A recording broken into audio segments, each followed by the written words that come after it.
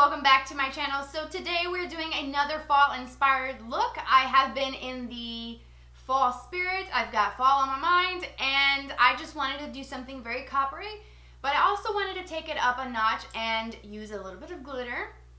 So that's exactly what I did for you today. Something very coppery. I was inspired to do something that would go with my shirt. I love this sort of army kind of olivey type green. I threw on this necklace because I've been dying to wear it.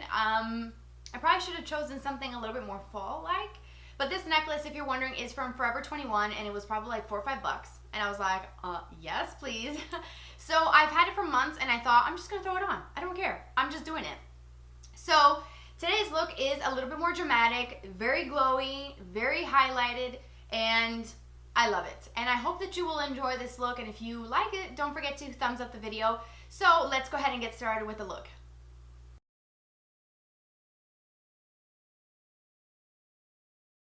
Alright, to start this look off, I'm going to go into the Sonia Kashuk matte eyeshadow palette, and I'm going to choose the first two shades. One is white and one is a light ivory type color, and I'm going to blend those two together all over the lid using the Morphe E30. And I always do this. This is just the base. It helps with blending, and so I'm just layering that pretty heavily just to cancel out any discoloration on my lid prior to going in with some of the eyeshadows that we'll be using to create this entire look. Next, I'm going to go in with a little bit of this soft peach color. This is also a matte finish, and I'm going to be applying that into the crease with a Morphe E27 brush. And I'm not being too precise with this. I'm just sort of slapping it on. This is what's called the transition shade, and it's just going to help with any of the darker colors from going up too high, and it'll make everything look very seamless and very blended in the end. So again, not too perfect, just sort of slapping it on.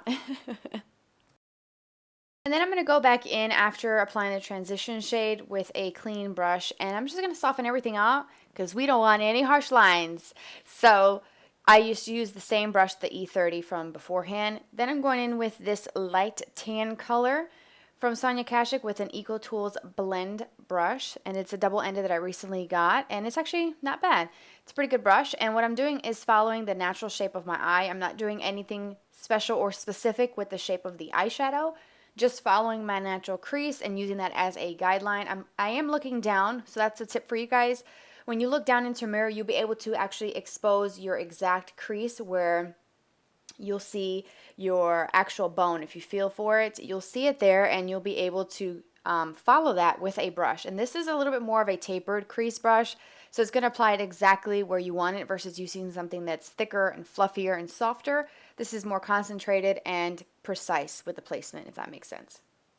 And then again, going back in with that Morphe brush, this is the E27, and just blending, and also going back and forth, adding color, blending, and adding color. And it's all about taking your time and adding little bits at a time so that you don't get like a big hot mess on the lid because it's harder to remove.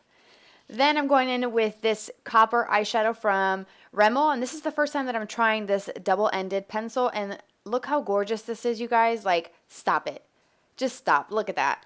So I'm going to take it directly from the chubby shadow stick all onto the lower lid area, not coming up to the crease with this. And this is so incredibly pigmented, it's not even funny. You guys have heard me talk about the Rimmel Scandalize, which look a little different but the same formula, in a recent video. I absolutely love them. I think I'm going to go and just buy them all. I think I'm just going to do it. Just go for it because they're so good. And then I'm going to use the Zoeva number 142 brush to soften that out and blend out the edges.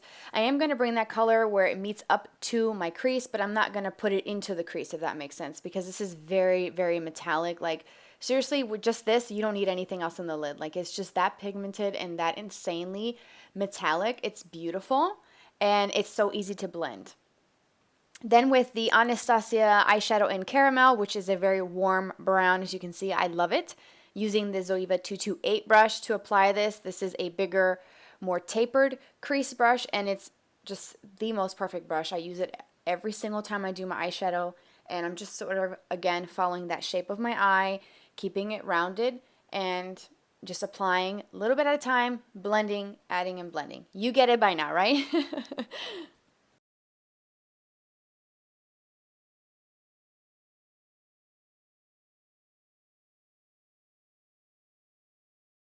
got some blending happening, we're going to move on to the face. But I got this Mickey Tsum Tsum lip balm. It is so freaking cute. I'm just in love with it. So I'm going to take a little bit of my oil.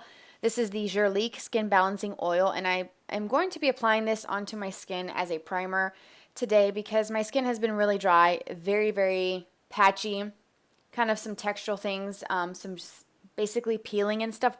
So I'm using my balancing oil to help me prevent my foundation from looking too bad, which is the Anastasia Stick Foundation in the shade Beige. This is like, I'm so in love with this foundation, it's not even funny.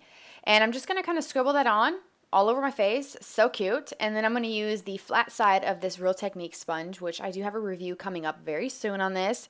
And I'm just going to be blending this in as I would with any beauty sponge. And as you can see, this foundation blends in so easily. So if you want to see my review and check-ins, I will have it linked down below for you so that you can watch it and see how it holds up, because I do have combination to oily skin, although lately it has been a lot more balanced and not as oily. It's been actually more on the dry side, which is completely bizarre, but maybe it's because of all the seasonal changes. We're in fall, and yeah, I'm making some crazy faces while I'm applying it because I had a cystic breakout on my jawline, which I never get ever a breakout there, and then I'm having like some flaky stuff happening around my temples. So not a good skin day, and my chin is peeling. So I'm sorry about that. Hopefully the camera doesn't pick that up because it looked pretty bad. Even though I did put some oil on, I'm trying really hard to minimize that.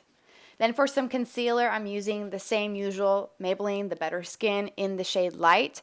And I'm using another Real Technique sponge to blend this out. And I didn't mention before, but the sponges, I do use them damp with a little bit of water, wring out the excess, wrap it in a paper towel, squeeze out all the moisture so it's barely damp. And it's like magic on the skin. Like, you guys have to try it. If you don't normally use a sponge, give it a go. Whatever's left on the sponge, I am going to start sort of cleaning out the outer edges of the eyeshadow to make it look a little bit sharper without actually having to use makeup remover or anything. The sponge with the concealer works beautifully. Then I'm going to set everything with the Cinema Secrets Ultralucent setting powder. I'm going to start with the under eye area using the same sponge. Again, it's slightly still damp, so it works like magic. And using the same powder to set my face with the larger sponge by Real Techniques. And because my skin is dry and I do know that I get a little bit of oil throughout the day, I like to just lightly dust it, and I use the tiniest bit that day because, again, my skin was dry and any powder was just going to make it worse. So I used a little bit, and actually didn't look that bad, and I think it's because this powder itself is so thin and finely milled that I was able to pull it off, but yeah, just a tiny bit. Then for some bronzer, using the Physicians Formula Butter Bronzer. I love this bronzer. It smells like summer. It's one of my favorites, as you can see. And I'm using the Real Techniques Multitask Brush to apply this. And this is going to be my bronzer slash contour. You know how I do it. I don't do anything super special with contouring or anything. Every now and again I will, but I normally don't. And this brush, I've had it for, I don't know, 7, 8 years now. And it's such a good brush, you guys. It works for everything, so I get why they call it the multitask brush. And this bronzer is bomb. Like, it applies so well, blends out beautifully. It's not completely matte, but it's not shimmery. It's like perfection all the way around.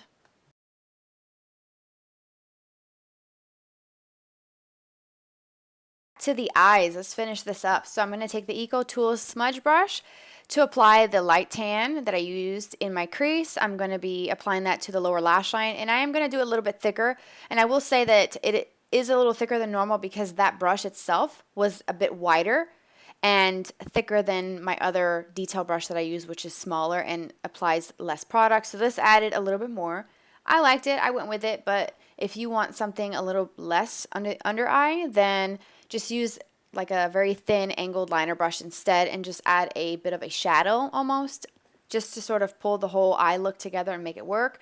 And then I'm just using the blending brush and sweeping any excess away. And then again, back in with that caramel. I love this color. It's so incredibly buttery and so pigmented. Of course, I had to use it because you know me, I love my warm tones. So using the same brush and applying that directly over top of that light tan, just to kind of deepen everything up. Basically, using the same colors that I use in my upper crease, swinging them down to the lower lash line.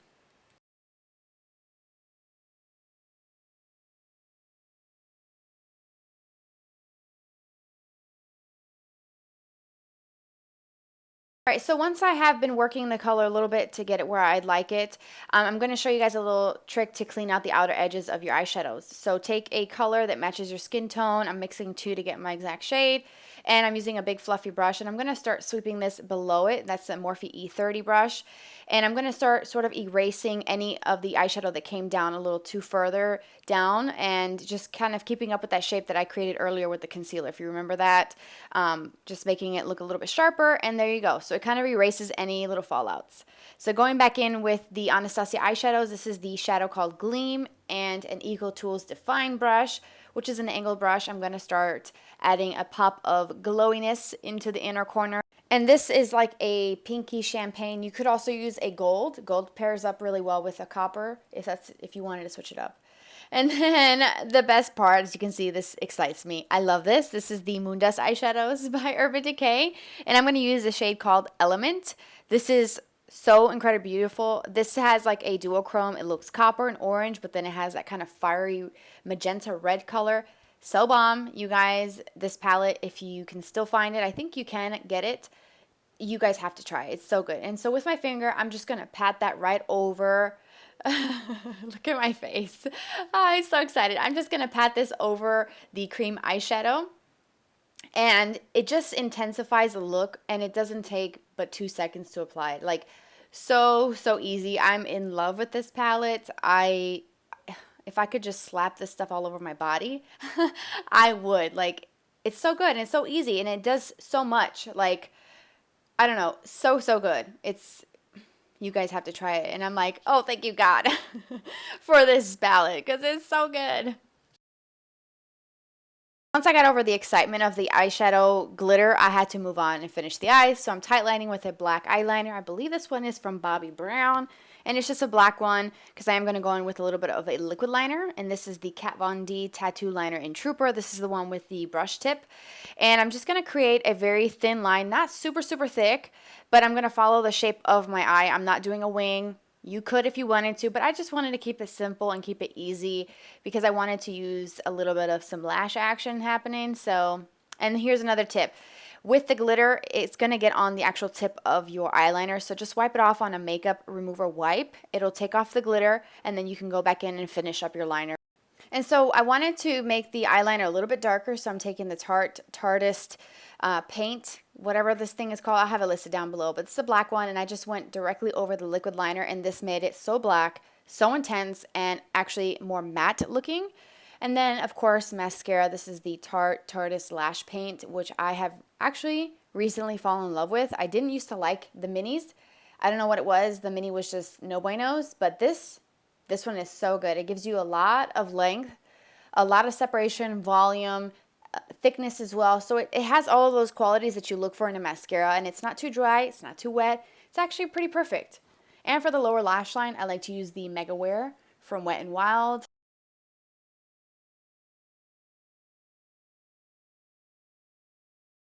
My mascara is done. I wanted to add a little bit of eyeliner. I'm just using the dark brown. That's the other end of that shimmer cream thing from Rimmel. I forget what these are called, but it's just a chocolate brown. It made the look so much better, but you could do a nude. You can even do black. Heck, that will even look so beautiful as well. And this is the look of the eyes without the lashes. I'll show the lashes in a minute, but we definitely have to finish this face. Got a couple more things to do. I'm using some blush. This is the Amaretto blush from Becca, and I'm using the Morphe E4 brush to apply this. It's just an angled blush brush. One of my favorite brushes. I use it all the time. You're sick of seeing it. I know. Girl, I'm tired of looking at it too. I need a new blush brush, like, ahora. And then I have to highlight, so more Becca products. This is the Shimmering Skin Perfector in Opal.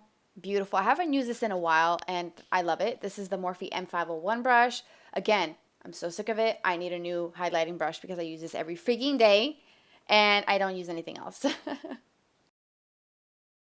course, I'm highlighting the usual tops of the cheekbone, down the nose, Cupid's bow, temples. I even did the center of the forehead, like, what? And then, of course, if that wasn't enough, I had to go in with some more. This is the Prosecco Pop, which is more gold. I like mixing it with other products on its own. It's a little too gold for my preference, but together with the Opal, it's like so good. The pairing is beautiful. Very, very glowy. Like I said in the beginning of the video, you don't have to do as much, or you can do more. It's whatever you want. Totally up to you. And there is the look, and then, of course, some lashes. These are Ardell 315. Love these. So easy. I use the House of Lashes glue, and boom, there you go. It adds a little something, a little sass for you. All right, so that completes the entire look. I hope that you love it as much as I do. I think that this is so beautiful. It's so easy to do. It only takes a couple products. You don't have to have these exact same products that I use, and by no means do I expect you to go out and buy them. I will list them down below, as always, the list of everything that I use, so that you can find something similar in your collection and just make it do with what you got, because you'll be surprised with what you can come up with if you just kind of get a little creative.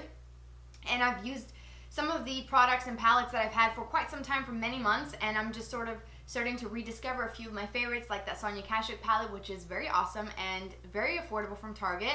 So I will link it down below if I remember to do so, because sometimes I do forget to link products. So it will be in the description box, so check it out if you're interested. But I love this look. It's so, I don't know, it's just so fall. You could definitely switch up the lip if you wanted to. I did have to mix a few products because what I wanted to do was something more nude, but a little bit of on the brown side, not too berry, not too nude, because I just didn't want to look very washed out.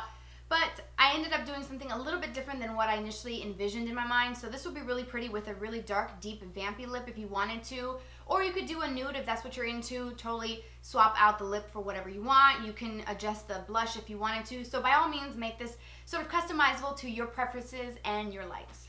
So that wraps up everything. I hope that you liked it. Don't forget to subscribe and become part of my YouTube family. If you are subscribed, thank you so much for your love and support. It means more to me than you'll ever know. And don't forget to follow me on social media.